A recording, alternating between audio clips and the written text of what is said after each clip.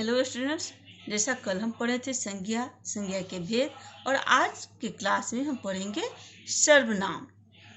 सर्वनाम किसे कहते हैं? तो जो सब संज्ञा के स्थान पर प्रयोग किए जाते हैं उसे हम क्या बोलते हैं? सर्वनाम। जैसे मैं, तुम, वह, आप, कौन, क्या आदि। तो आप तो समझ गए संज्ञा किसे कहते हैं। तो किसी व्यक्ति, वस्तु, स्थान या भाव के नाम को संज्ञा कहते हैं। तो उसी तरह सर्वनाम कि जो सब संज्ञा के स्थान पर प्रयोग किए जाते हैं उसे हम क्या बोलते हैं? सर्वनाम। जैसे मैं, तुम।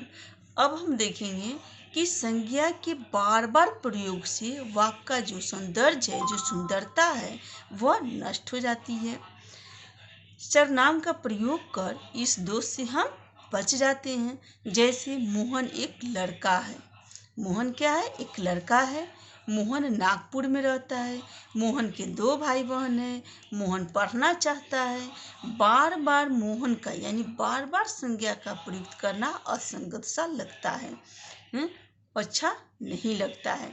इसको हम ऐसे कह सकते हैं कि मोहन एक लड़का है, वह रामपुर में रहता है, उसके 2 भाई बहन हैं, वे पढ़ना चाहता है। तो यह जो है वह ज़्यादा अच्छा लगता है। तो जो संज्ञा की जगह यानी जो मोहन की जगह प्रयुक्त हुआ है कि मोहन एक लड़का है, वो रामपुर में रहता है, यानी कौन रहता है? मोहन। यानी संज्ञा की जगह पर हमने क्या लगाया? वह। उसके 2 भाई बहन। किसके? तो मोहन के। तो मोहन क्या है? संज्ञा। उसके भाई यानी उसके क्या हो गया? सर्वनाम। तो उसके 2 भाई बहन हैं। मोहन पढ़ना चाहता है। यहाँ पे हमने कहा वह पढ़ना चाहता है। कौन? मोहन।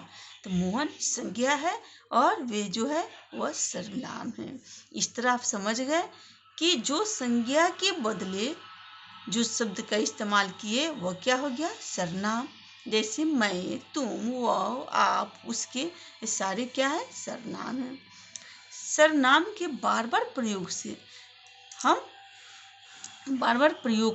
आदर एवं अनादर के भाव की अभिव्यक्ति करते हैं। आप आदर सूचक है तो तू अनादर का बोधक है। सर्वनाम आश्रित वाक्यों को प्रधान वाक्यों से जोड़ने का काम भी करता है। जैसे वह पढ़ता है तो उत्तीर्ण होता है। सर्वनाम के वह पढ़ता है सो उत्तीर्ण होता है। तो इतना तो आप लोग समझ गए कि सर्वनाम का प्रयोग कैसे होता है। और पढ़ेंगे सर्वनाम के कितने भेद होते हैं। तो सर्वनाम के 6 भेद होते हैं। कौन कौन?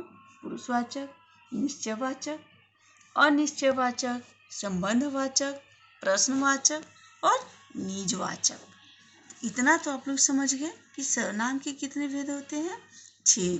पुरुषवाचक, निश्चयवाचक, अनिश्चयवाचक, संबंधवाचक, प्रश्नवाचक और निजवाचक। अब हम देखेंगे पहला क्या है मेरा? पुरुषवाचक सर्वनाम। तो पुरुषवाचक सर्वनाम एक उदाहरण के द्वारा समझेंगे। बच्चों, आज मैं तुम्हें भारत के प्रथम प्रधानमंत्री पंडित जवाहरलाल नेहरू के विषय में बताऊंगी। वे बच्चों से बहुत प्यार करते थे। यहाँ क्या हो गया? यहाँ मैं, तुम्हें तथा वे सब नाम शब्द है। तो यहाँ मैं क्या होगा? वक्ता के रूप में, और तुम्हें श्रोता के रूप में, और वे अन्य व्यक्ति के रूप में प्रयुक्त हुआ है। ये सभी पुरुषवाचक सर्वनाम है। पुरुषवाचक यानी दूसरे तरह हम समझेंगे कि जो शब्द बोलने वाले, सुनने वाले, किसी अन्य व्यक्ति के लिए प्रयुक्त में लाए जाते हैं वे सर्वनाम कहते हैं। यानी बोलने वाला, सुनने वाला और किसी अन्य व्यक्ति के बारे में बोलते हैं वह सर्वनाम पुरुषवाचक सर्वनाम कहलाता है। तो समझ गए। अब पुरुषवाचक सर्वनाम जो है यह 3 प्रकार के होते हैं। कौन कौन? उत्तम पुरुष, मध्यम पुरुष और अन्य पुरुष।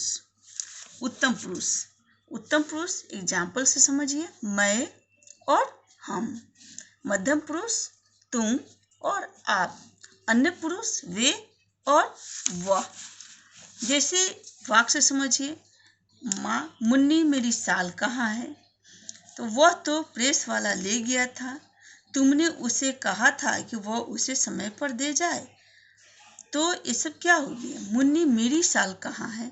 यानी यह वक्ता हो गए। श्रोता सुनने वाला, मैंने, वह तो प्रेस वाला ले गया था, मैंने ही उसे दी थी, तुमने उसे कहा था कि वह उसे समय पर दे जाए।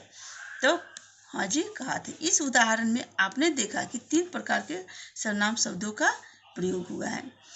यानी उत्तम पुरुष, ऐसे सर्वनाम जो बोलने वाले तथा अपने लिए प्रयुक्त होता है, जैसे मैं, मेरा, मेरे आदि।